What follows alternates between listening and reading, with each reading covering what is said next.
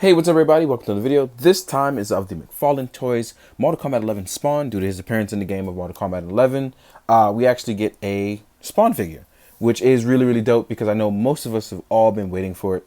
So it's really cool to actually get this figure. Ever since I was able to get my hands on it over at Toy Fair, gotta honestly say I was super excited to have this. And this one isn't even mine. Shout out to my boy Soulgear216 who managed to let me borrow his for this review. So I do appreciate that. Thank you very much. Yeah, I gotta honestly say, this was a fun figure to play with over at Toy Fair, so I kind of already know what I'm getting into.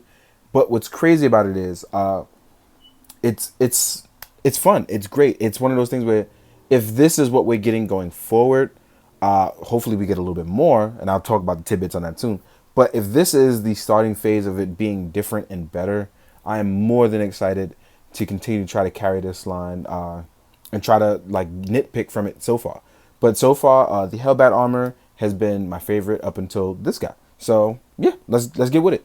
Let's get with it. First and foremost, I want to talk about the look.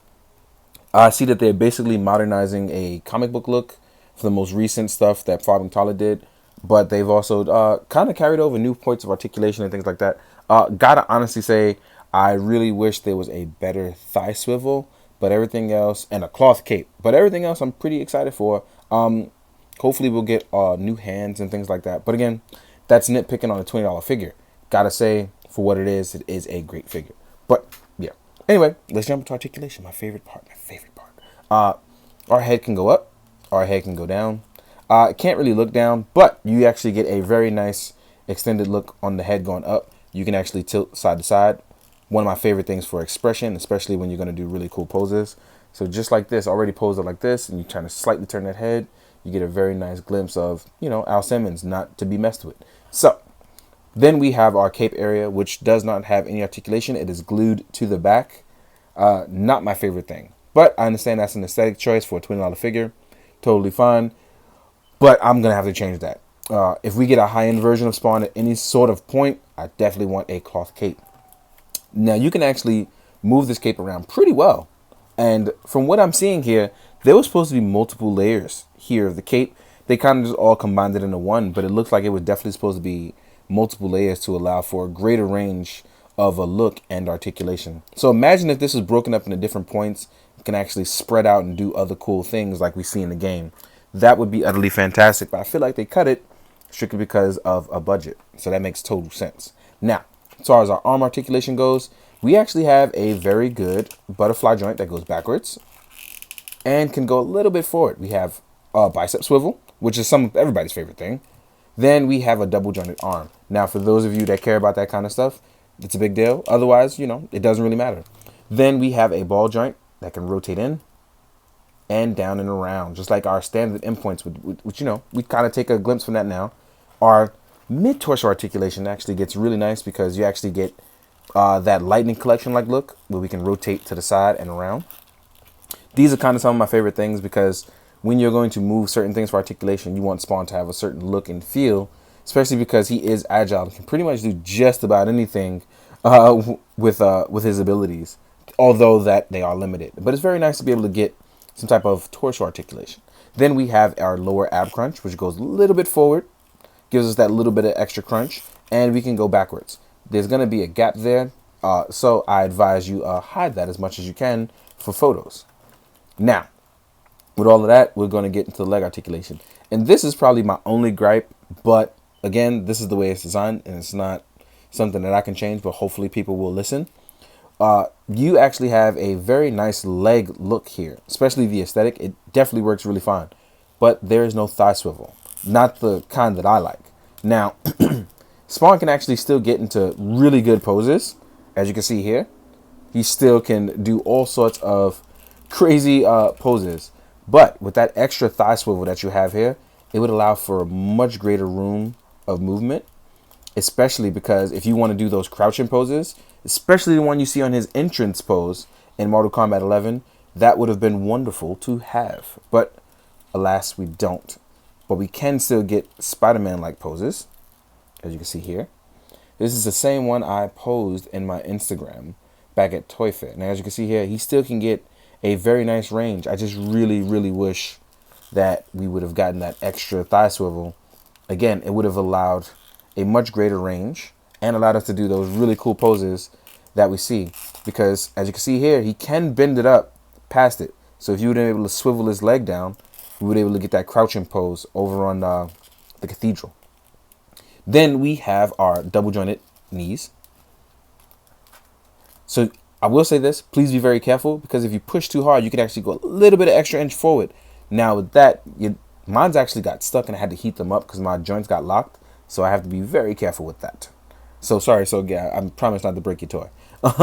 So we actually have a very good toe pivot, excellent toe pivot. It actually turns 90 degrees. And we have a very nice ankle pivot. Now, ankle pivot's a little tough, but I'm going to heat it up again, try to get it to move a little bit better, because mine is very stiff. Well, Soulgaze is very stiff. It's not mine, it's his. And here we are on the other foot. Now, this one is going to be blocked by this pauldron boot cut here, but the articulation and all that is still there. That's the crazy part about all of it. It's all still there, so you have to work a little bit of extra hard there, because you won't be able to really see it until you go under. So keep that in mind. Now, with all of that, we've covered our articulation and our looks, which I think he does look great, and he does pose very, very nicely. But let's talk about accessories. What does he come with? Now, for a $20 toy, the only thing that we are going to get with our Spawn is his sword. We won't get Spawn's axe that we saw from Soul Calibur, or the medieval Spawn, or any sort of guns or anything like that. We are going to get his sword, which is in the game. So that's what we're doing. We're aiming for a gamer look. Well, the game look, I should say. Let me actually get this to fold forward. Let me get that boot cut down. Make sure the cape is not too heavy. We're going to pose you up. We're going to make you look good, bro. There we go. Now, we're going to talk about what he comes with. We got the cool Spawn sword. Spawn sword, Spawn sword. This sword actually looks really fantastic. It's done really well. It's designed very well, too. And it fits in either hand. Technically, both of his hands are trigger hands. So if you happen to have guns for him, those totally work. I'm going to try Deadshot's guns, but I want to show you the sword. It looks good in Spawn's hand. And I'm pretty sure you're going to have a damn old good time destroying your enemies with it. Now, real quick, though, I do want to test Bloodshot's handgun, which looks like it fits in Spawn's hand, and it does, but I want to see about that index finger. So, yep. So you can actually be a rootin' tootin' gunslinger as well, because we know that the right hand, the trigger finger pokes out a little bit more. But if you have the McFarlane Toys Deadshot or any sort of weapons that are compatible for 7-inch, you now have a dual wielding Spawn. So I'm definitely going to take advantage of that and take some photos. Shout out to Ty for putting me on to those Deadshot weapons. He also can hold this as well too, because he's double jointed in that arm articulation. Actually, let's just show you guys. I'm going to show you guys, because I learned how to do these proper gun stances from my friend Jake. So shout out to you, Jake. I appreciate you. You've taught me the things that I didn't think I would ever know about. So as you can see here, Spawn can actually hold a weapon with 2 hands. So this is actually really cool, because although we lack in certain things, if you have certain weapons, you actually get a really good look out of Spawn. So shout out to them for actually forward thinking on that one. Now, we're going to stand Spawn straight up. Then we're going to talk about this height thing, because McFarlane Toys has a mandate to do 7 inches. It's out of their hands. It's a Warner Brother mandate. That's when I spoke to them over at Toy Fair about that. A lot of people always ask me that, and I'm going to say it again in case you didn't hear me. The 7-inch scale is a mandate from Warner Brothers in DC. It has nothing to do with McFarlane's choice. He did not know. He's just following a mandate. So for those of you that always ask, that is your answer.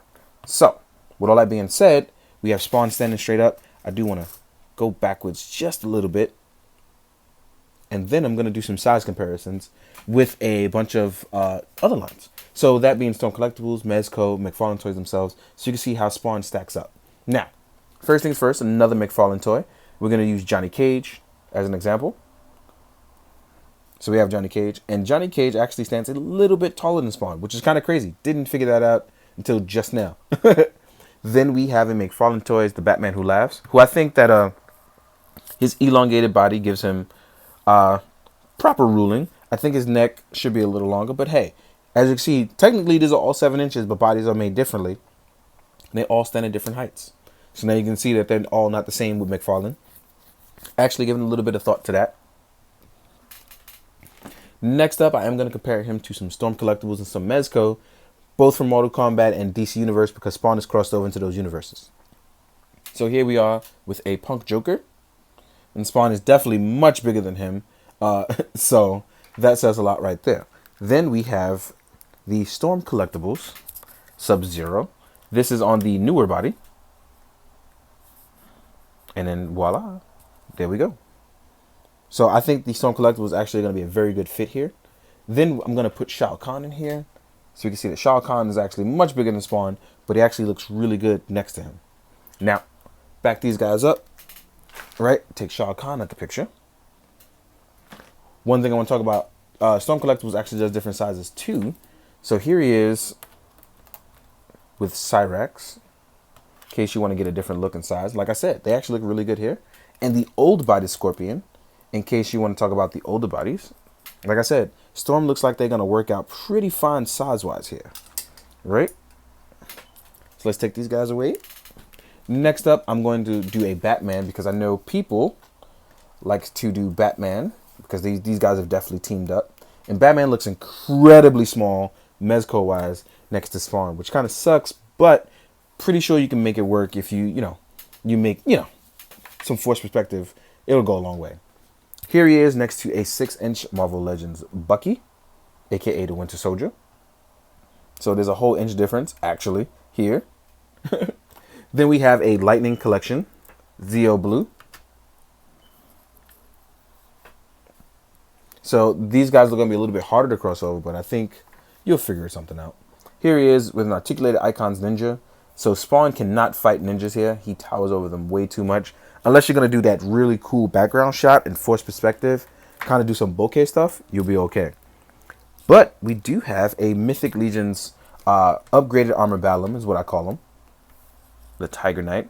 And I think Mythic Legions would actually fit pretty well here. They actually are a little bit bigger, wider. They fit in that kind of shape way of it. Last but not least, we're going to do an SH Figuarts and a Hasbro 6-inch classified Snake Eyes. So here's Snake Eyes.